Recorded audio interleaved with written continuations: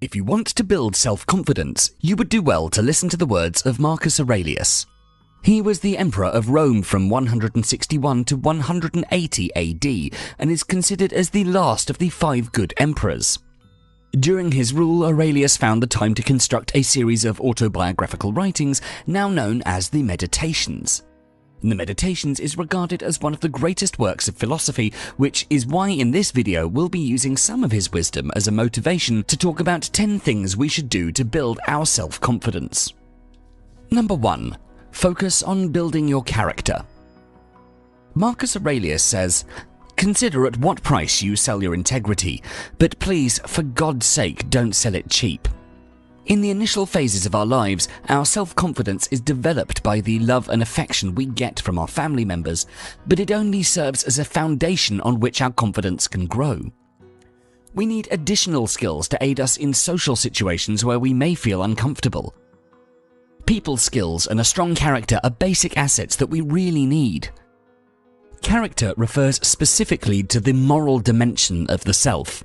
Character development deals with developing your personal integrity and internal compass of acceptable behavior. The formation of character involves a continuous self-evaluation process in which individuals compare their description of themselves as they are, which is the real self, with their descriptions of themselves as they would like to become, which is their ideal self, and as they fear becoming their dreaded self.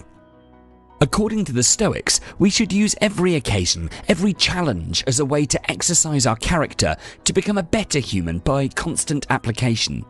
We should seek to become kind, honest, and hard-working people.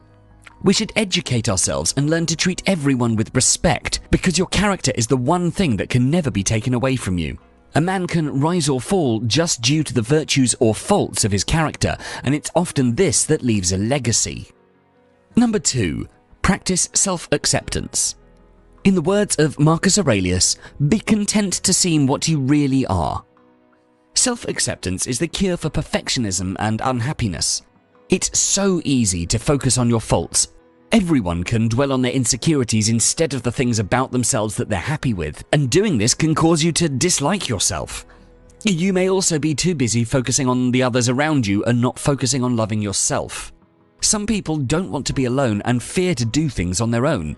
This can really hinder your journey to self-love, as you have to learn to be comfortable being with yourself. Self-love is one of the best things you can do for yourself. Being in love with yourself provides you with self-confidence, self-worth, and it will genuinely help you feel more positive. You may also find that it's easier for you to fall in love once you've learned to love yourself first. When you truly love yourself and you're happy, you should stop comparing yourself to others so much and should find yourself more confident, not worrying as much about what others think of you. Understand that you're a whole and complete person as you are. No one expects perfection from you. If you're overweight, your friends call you fat and you think less of yourself. Don't do that. Accept what is. Love yourself regardless. When you're ready, you can always get into eating more healthily and exercising more, like the ketogenic diet. You can do intermittent fasting with weightlifting and then see the amazing transformation after a couple of months. There are many ways to practice self-acceptance, but the most important of them is being honest and forgiving yourself. Reflecting on your mistakes can help you forgive and forget. If you can look back at some poor choices you may have made and forgive yourself, you can start to move on and forget about the past. Loving yourself despite any mistakes you made in the past is great for your self-worth. Self-love and self-acceptance is nothing but your choice. You may have many problems and there'll usually be solutions, but even without one, you are still you. Why not accept yourself the way you are instead of beating yourself up? Number 3. Focus on your thoughts. To quote Marcus Aurelius, "The happiness of your life depends upon the quality of your thoughts." If you chronically feel down about yourself, it may not just be an issue of negative thoughts here or there, but instead it may be that your core beliefs about yourself are negative. Ideas like, "I'm unlovable" or "I'm a loser" might be at the bottom of most of the decisions you make, so that's where you need to start. Challenging such a fundamental idea can seem daunting. That concept has a really good lawyer in your head who's constantly presenting tons of evidence to prove his case that you're a loser. So make a list of all the proof you have in your mind that supports the argument that you're a loser. Now that you've presented that case, you need something that's lacking, a defense lawyer to challenge this notion. Now sit down and make a second list. A list of reasons you're not a loser, why the first lawyer is wrong. Having that list of reasons you're pretty darn awesome will help you dismiss that negative core belief and replace it with something more honest, accurate, and rational. It may seem scary or even impossible to change your thoughts, but you can change your thoughts to improve your self-esteem. The automatic thoughts you've had for years are familiar and served a purpose at one point in your life. However, think about how many of these are negative and hurtful. The more negative thoughts you have, the lower your self-esteem will be. So wouldn't it be nice to change your thoughts and improve your self-esteem? Number 4. Make a plan and stop thinking. As we learn from Marcus Aurelius, turn your desire to stone, quench your appetites, keep your mind centered on itself. The truth is that we live in the age of procrastination. We waste far too much of our time in making plans, attending meetings, strategizing, but getting nothing done. Sure, if you don't have any goals to work towards, that's the first step. But once you decide on your goals, it's time to stop thinking and start doing. Thoughts and plans don't mean anything. A genius idea is not of any worth either, not unless you put the work in and take the steps necessary to make it a reality. Want to switch careers? Great! Decide something new to try, then go get qualified or certified, then start applying for jobs. Want to finally get in shape? Awesome! Lift weights 3 times a week and start eating the right amount of calories. Stop doing research, stop getting prepared, and stop telling everyone about your sweet plan and just get started. Today. Because planning is just planning and it won't help. It's your actions that boost your self-confidence because you'll be getting things done. There's a reason the ancient Stoics like the great Marcus Aurelius were so successful and accomplished, and that's because they took action over and over again. Number 5. Keep your word. We're told by Marcus Aurelius to live up to it, make good on your promises, be what your father hoped for you to be. Keeping your word is critical to restoring your sanity and creating a meaning-driven life. Keeping your word means honoring what you commit to. It's keeping your promises with everyone and especially with yourself. When we promise ourselves that we'll do something or promise to stop doing something, we feel it's for our own good. We believe that life will be more satisfying with the change. What we often fail to take into account is that the promise is not just about improving relationships or conditions in one's life, but it's also a test of integrity. To have integrity is to honor one's word, to know that we won't do anything unexpected or surprising that would have us break our word, and to recommit to our word if we find ourselves faltering.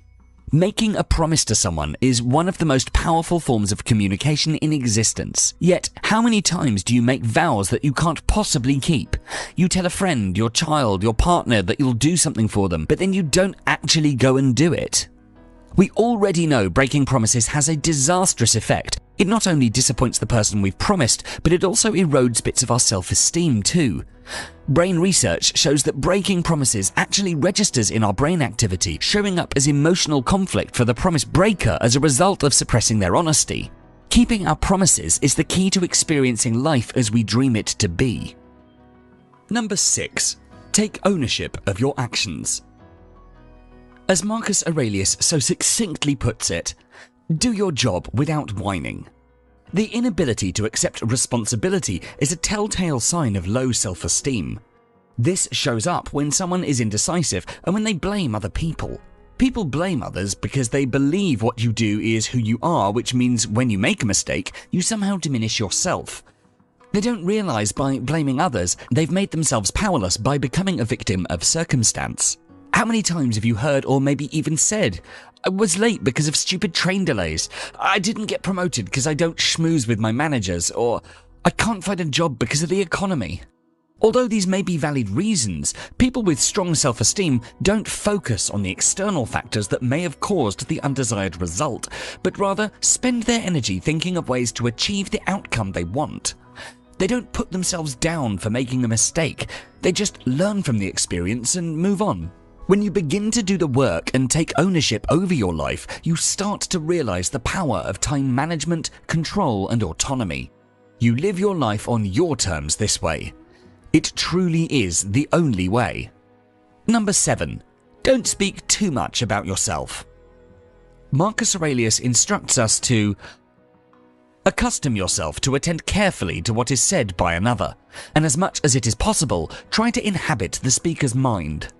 We're all guilty of talking too much about ourselves. We talk about ourselves 30 to 40% of the time. That's a lot. Studies have shown that talking about ourselves is strongly associated with increased activity in the mesolimbic dopamine system, the same part of our brain that experiences pleasure through things like food, sex, and money. The truth is, no one wants to sit through a slideshow from your latest outing on your latest gadget. No one really wants to hear another person going on and on and on about themselves. All of that talking is costing us time, productivity, and energy.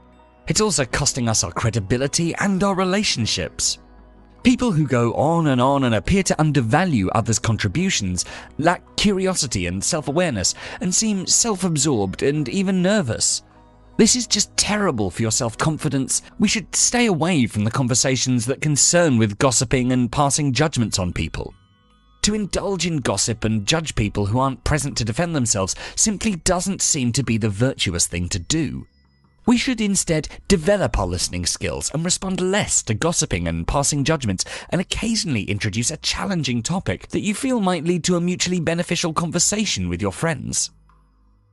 Number 8. Remind yourself of death. Marcus Aurelius says, "You could leave life right now.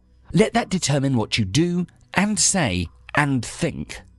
The Stoics made it routine to keep the prospect of death in mind, and you too can practice this every morning. There's a phrase within the Stoic philosophy called memento mori, which means remember that you will die.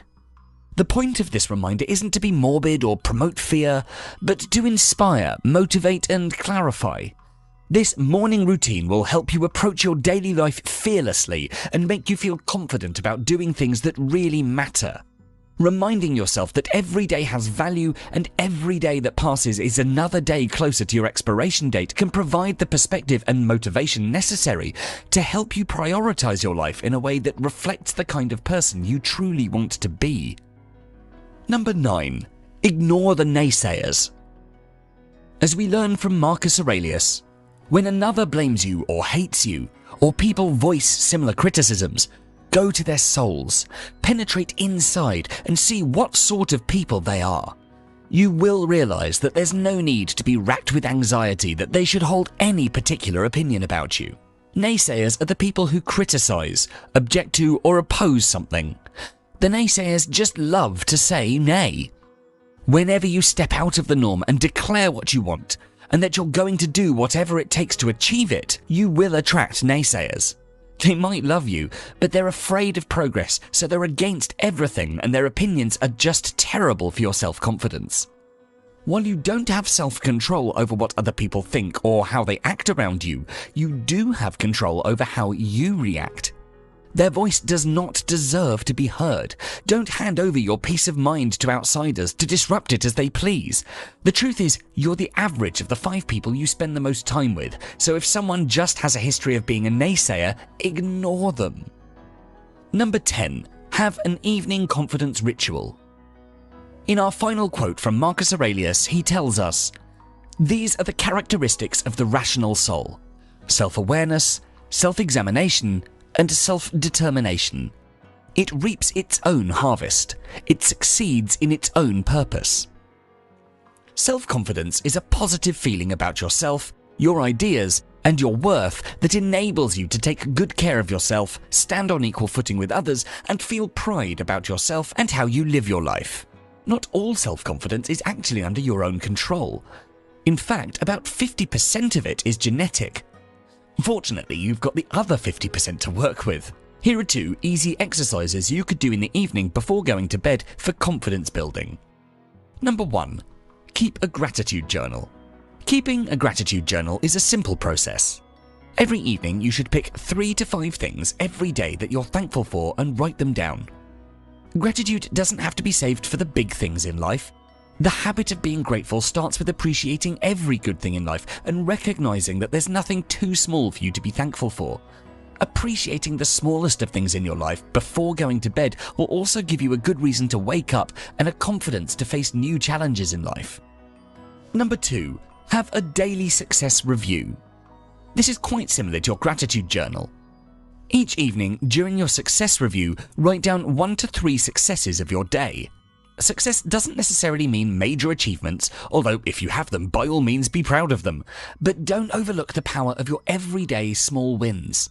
Some of your small wins could be about making good decisions or taking the time to exercise, helping someone, anything that makes you feel good. This will give you a huge boost to your self-confidence because by focusing on daily victories, you'll reinforce your constructive actions and thoughts, thus making it likely you'll have more small wins on subsequent days.